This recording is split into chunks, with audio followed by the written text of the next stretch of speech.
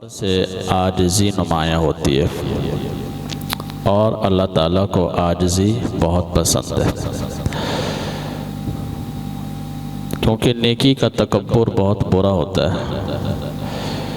اس لیے کوئی بھی نیک عمل کریں، خیرات کریں، زکوٰۃ دیں، نماز پڑھیں، نوافل پڑھیں تو استغفار، تاکہ دل میں یہ نہ آئے کہ میں نے بہت بڑا کام کیا۔ استغفار کا مطلب ہوتا ہے کہ اللہ معاف کر دے، یعنی اس نے نیک عمل کیا اور دل میں یہ نہیں آ رہا کہ بھی میں نے بہت بڑا عمل کیا، دل میں پھر بھی عاجزی ہی ہے۔ اللہ تعالیٰ کے فضل و کرم سے، توفیق الہی سے میرے بھائیوں،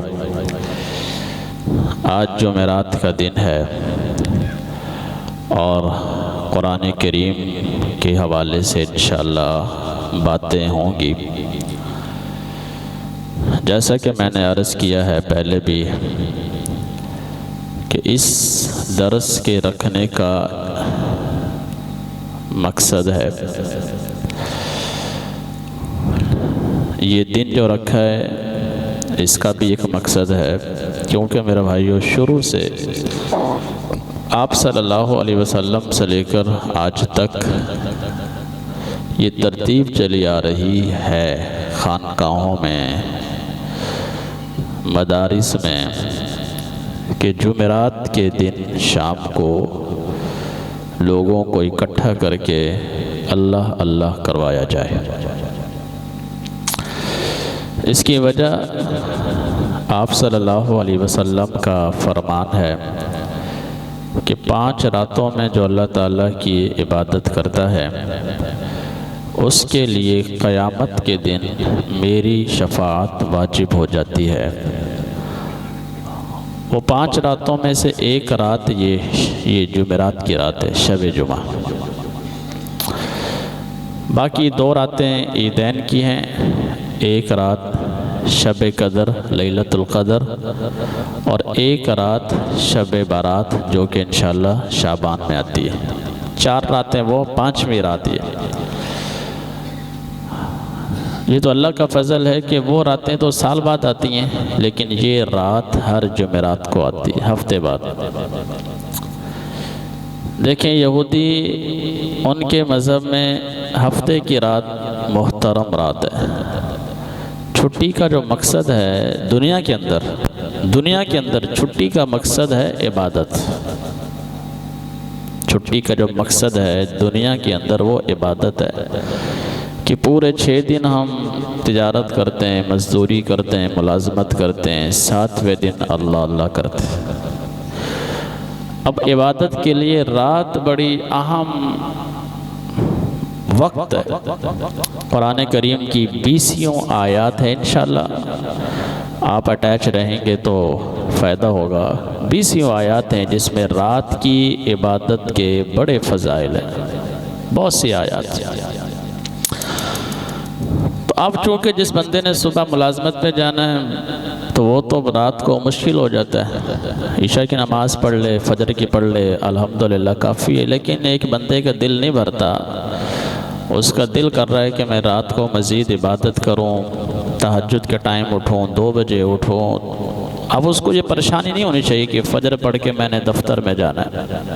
ایک دن تو ہفتے میں ایسا ہونا چاہیے کہ رات کو 12 بجے اٹھ کے، 1 بجے اٹھ کے، یا مطلب جی بھر کے اللہ کی عبادت، جس کو جی بھر کے بولتے ہیں۔ اور صبح پھر یہ کہ چھٹی ہے، اس میں آرام بندہ کر سکتا ہے۔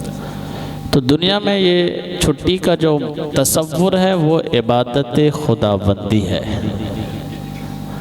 دنیا کے اندر یہودی مذہب میں ہفتے کی رات محترم ہے، دیکھیں وہ آج تک ہفتے کو چھٹی کرتے ہیں، رات کو عبادت کرتے ہیں۔ ان کے جو بھی ہیں ان کے اندر بھی یہ سلسلہ ہے، یہ تصوف کا سلسلہ ان کے اندر بھی ہے۔ نصارہ عیسائی ان کے نزدیک اتوار کی رات محترم ہے تو وہ اتوار کی چھٹی کرتے ہیں، رات کو عبادت۔ ان کے گرجا گھر دیکھیں، ابھی چلے دیکھ لیں، اتوار کی رات کو گرجا گھر کھلے ہوتے ہیں۔ جن کو اللہ توفیق دیتا ہے وہ جاتے ہیں، رات کے حصوں میں عبادت کرتے ہیں، اتوار کو چھٹی۔ تو مسلمانوں کے ہاں جو تصور ہے وہ جمعرات کا ہے، کیونکہ نبی صلی اللہ علیہ وسلم نے جمعرات کی رات کی فضیلت بیان فرمائی اور جمعے کے دن کی فضیلت بیان فرمائی۔ جمعے کے دن کی نماز وہ جمعے کی نماز ہے اور رات کو اللہ کی عبادت۔ حضرت عبداللہ بن مسعود رضی اللہ تعالیٰ عنہ بھی ہر جمعرات کو اسی طرح، یہ صحیح بخاری کی روایت ہے، مشکوٰۃ شریف میں نقل کی گئی ہے، ہر جمعرات کو اسی طرح جس طرح ہم بیٹھے ہوئے ہیں اپنے دوست احباب کو، اپنے مریدین کو درس دیا کرتے تھے، بلکہ ایک مرید نے کھڑے ہو کے کہہ بھی دیا کہ حضرت آپ روزانہ دیا کریں، بڑا اچھا لگتا ہے۔ تو انہوں نے فرمایا کہ رسول اللہ صلی اللہ علیہ وسلم کی یہی سنت تھی کہ ہفتے میں ایک دفعہ، روزانہ کہیں تم اکتا نہ جاؤ، اکتاہٹ کا شکار نہ ہو جاؤ، اس لیے حضور کی سنت یہی ہے، ہفتے میں ایک دفعہ۔ یہ عبداللہ بن مسعود نے اس کا جواب دیا۔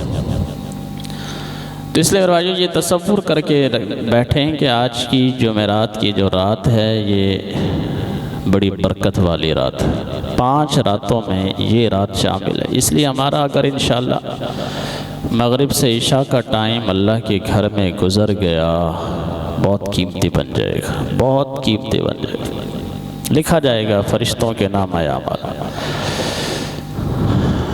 اور دوسری بات میرے بھائیو،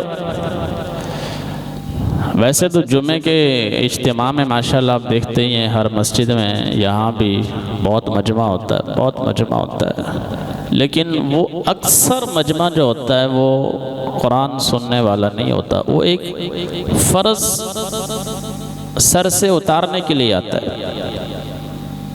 بھئی جمعہ پڑھنا جو ہے، جمعہ پڑھنا ہے، 2 رکعتیں پڑھنی ہیں، تو اس لیے وہ 2 رکعتیں پڑھنے آتے ہیں، قرآن سننے کم آتے ہیں۔ اس لیے ان میں ہمارے استاد فرماتے تھے، مولا خدا بخش رحمت اللہ علیہ وفات پا گئے ہیں، ہم طالب علم تھے، تھوڑے سے ہوتے تھے، بڑے نیک آدمی بہت ہیں، مولا خدا بخش۔ میں الحمدللہ اپنے اساتذہ میں سے جن سے متاثر تھا 2-4 ہیں، ان میں سے ایک مولانا خدا بخش صاحب، بہت ہی نیک تھے۔ تو طلبہ بیٹھے ہوتے تھے، ہم کے تھوڑے سے تھے، اور بڑی مسجد کے وہ خطیب تھے، فرمایا کہ ہمیں جمعے کا اتنا مزہ نہیں آتا جتنا مزہ آپ کو پڑھانے کا آتا ہے۔ کیوں؟ کیونکہ آپ لوگ آئے ہو طلب کے ساتھ، جمعے میں لوگ آتے ہیں محض فرض پورا کرنے کے لیے، 2 فرض پڑھنے، 2 فرض پڑھنے۔ اس لیے جو طلب والے لوگ ہوتے ہیں ان کے اندر زیادہ پرسکون ماحول بنتا ہے جو اپنے شوق سے آتے ہیں، اور اللہ رب العزت نے بھی انہی لوگوں کو ہدایت عطا فرمانی ہے جنہیں شوق ہو۔ اس بات کو آپ مانتے ہیں؟ قرآن کریم میں یہ کتنی مرتبہ ہے؟ بہت مرتبہ ہے، ان گنت، کہ اللہ ہدایت انہیں ہی دیتا ہے جو شوق رکھتے ہیں، وہ زبردستی کسی کو ہدایت نہیں دیتا۔ آج صبح فجر کے درس میں جو آیت پڑھی ہے فجر میں، اس میں بھی ان فی ذالک لآیۃ لکل عبد منیب، کہ ہدایت ان لوگوں کے لیے، اس بندے کے لیے جو اللہ کی طرف رجوع رکھتا ہے، اس لیے تلاش کیا کریں۔ آپ کے ذہن میں ایک سوال، صحیح سوال پیدا ہوتا ہے، اچھا سوال ہوتا ہے، میں اس سوال کو خود آپ کو بتا دیتا ہوں کہ یار کہ مولوی صاحب کی بات تو ٹھیک ہے، لیکن قرآن کہاں سنیں؟ قرآن سنانے والے ملتے ہی نہیں۔ یہ محفلیں کچھ ہوتی ہیں کچھ جگہوں پہ، وہاں پہ آپ کے سامنے ہی ہے پوری وہ جیسے لطیفہ ہے نا، ساری رات محفل ہوتی رہی، صبح وہ سوال کر رہا تھا کہ یوسف زلیخا مرد تھی یا عورت؟ ساری رات قصہ یوسف چلتا رہا، اس پوری رات میں سننے والے کو اتنا بھی کلیئر نہیں ہوا کہ زلیخا کون تھا، مرد تھا یا عورت؟ تو ایسی محفلیں ہوتی ہیں تو اس میں پھر لوگ لیکن اس کے لیے تلاش، ایسی محفلوں کو تلاش کریں جہاں پہ آپ کو کچھ ملے، جہاں پہ قرآن مجید کا علم آپ کو ملے، تلاش کریں، مل جاتی ہیں۔ اللہ کی بڑی محفلیں، اللہ کے بندے بہرحال۔ تیسری بات میری جو ترتیب ہے میرے بھائیو وہ یہ ہے کہ قرآن کریم کی جو صورتیں جس ترتیب سے نازل ہوئیں اسی ترتیب سے انشاءاللہ ہم اس سلسلے کو چلائیں گے۔ ابھی تو یہ ماہانہ سلسلہ ہے، آپ حضرات کے مشورے سے اس کو ہفتہ وار کرنا ہے، ہر جمعرات آپ حضرات کے مشورے سے۔ اگر اکثر لوگ کہیں گے ہاں جی ہر جمعرات کو ہونا چاہیے تو انشاءاللہ ہر جمعرات کو کر دیں گے۔ اس میں ترتیب یہ ہوگی، جو سب سے پہلی صورت نازل ہوئی سورہ علق، اقرأ بسم ربک الذی خلق، ہم وہ صورت پڑھیں گے انشاءاللہ۔ اس کے بعد دوسرے نمبر پہ نون والقلم وما یسطرون، سورہ قلم نازل ہوئی۔ اللہ اکبر، قرآن میں بڑا نور ہے میرے بھائی، بڑی روشنی۔ اللہ فرما رہے ہیں قرآن میں روشنی ہے میرے بھائی، اس میں نور ہدایت۔ اسی طرح انشاءاللہ ہم سلسلہ چلائیں گے۔ تیسرے نمبر پہ سورہ مزمل یا ایہا المزمل، چوتھے نمبر پہ سورہ مدثر یا ایہا المدثر، اسی ترتیب سے چلائیں گے۔ تو سورہ علق شروع کرنے سے پہلے،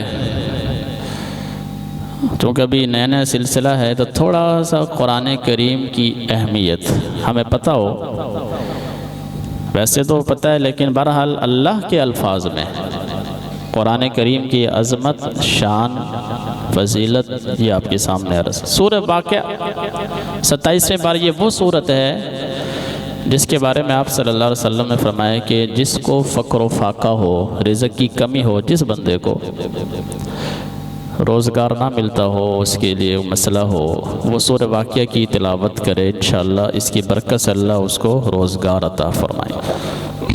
آج ملک جس حالت میں سورہ واقعہ پڑھیں، خاص طور سے جو لوگ بے روزگار ہیں، عبداللہ بن مسعود رضی اللہ تعالیٰ عنہ کی بیٹیاں تھیں، بیٹا کوئی نہیں۔